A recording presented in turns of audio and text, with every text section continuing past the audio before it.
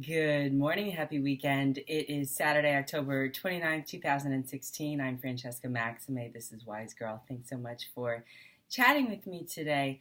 One of the things that I wanted to just talk about this morning, in addition to the fact that this weather is really changing, right? We're really getting into the thick of winter here in New York and the Northeast. When I say the thick of winter, I mean it is clearly shifting to winter weather. It's still fall, obviously. And all the kids are going to be out with Halloween costumes in a couple of days, which is great. Around this time of year, I always like to put mums in my window boxes, or if I have a patio where I'm living, which is not the case right now, make it nice for the holidays, for the season. I decorate. I like to do all those kind of homemaking kind of things. And my mums that I bought a few weeks ago, have started to kind of look like they're fading a little bit, right? They're not quite as vibrant as they were a week or two ago, and they still look great, and they're still great to have there, but they're not as lovely as they were when I bought them, and sort of that period where they were budding, and then they opened up, and everything was just so alive and fresh and strong, and then now they're kind of at that stage where they're a little bit wilting and a little bit more faded looking. And it reminded me of one of the things that I think is fundamental to being able to live well, and that is impermanence. Understanding what impermanence means, and not allowing impermanence to really, grab you by the what and make you feel too much anxiety, but rather to embrace it and recognize that it is just the way things are, meaning that things don't stay as they once did, as we perhaps wish they once would always stay, and that in the acceptance of that change and in that morphing, if you will, we really can ease into a greater sense of well-being and happiness in the sense of contentment, as opposed to happiness in terms of some aspirational sense of going for more, more, more, whatever that more is for you or for me or for us, that is seemingly more appealing than whatever it is that's before us in this present moment. So my flowers are just one example. Another example is I have this great pair of like Donna Karan leather pants that I wore, I don't know, 10 or 15 years ago, and they fit again. And, I keep trying to put them on, and I actually wore them once. And like with them is, I don't know, it's something like, I won't call it bad karma, but, bad juju, right? But they just don't feel like they once did. They still look great.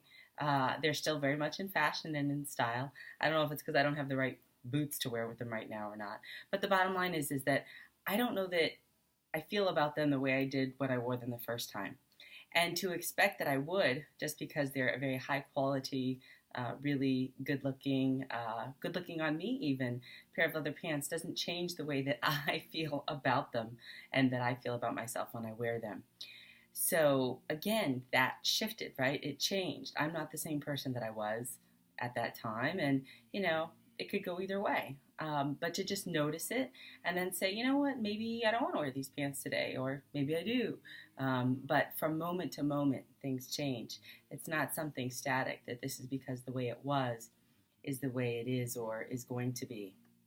And the same thing can be said about people, about relationships, about situations in general in life. There are certain things that we perhaps can work on toward preventing things that aren't necessarily part of the natural evolution that we might like to see cultivated or preserved. For example, I'd like to see as much as possible to prevent, global warming and climate change, and I'd like to be able to protect our planet, because it is our planet, is an extension of who we are and what we are, and it's really sort of our home. And every time we don't pay a lot of attention to that, we don't really pay a lot of attention to keeping our own home, clean and well. So there are natural things, of course, that change in our environment, but I'm talking about the ways in which it's been changing that we perhaps could do more to prevent based on man-made imposition. But that's a little bit of a sidebar, because I really want to talk about impermanence in general, And one of the things that happened to me when I was, you know, in a good space this summer, really, and, a lot of you who know me know that my favorite kitty, Louisa, died. This is her. That's Louisa. Hi, Louisa. She's my sweet, lovey. Yeah, you see her there. I had her for almost 13 years. And many people have children. Many people have other pets that they've loved and lost. I had Louisa. I felt as though she was my daughter, if you will. I raised her from the time she was a little one. Anyway, the point is that she meant a lot to me. So when she died kind of unexpectedly this summer, it was really hard. And I really was like, wow, this is, who's my pal going to be now? And yet, because I had been meditating and because I had been practicing, there was something about the nature of letting go of my investment in her and my attachment to her that had shifted. It was more like, okay, this is what happens. I don't get to have her forever. This is what happens in life. Not just for a pet, but for everything. It was a larger metaphor.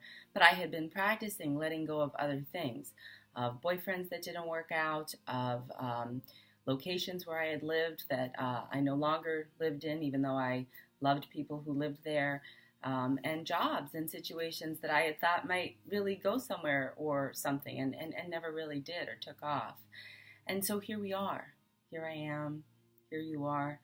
And the ability to kind of look at the fact that we can love unconditionally and really be in the present moment, like I talked about yesterday with presence.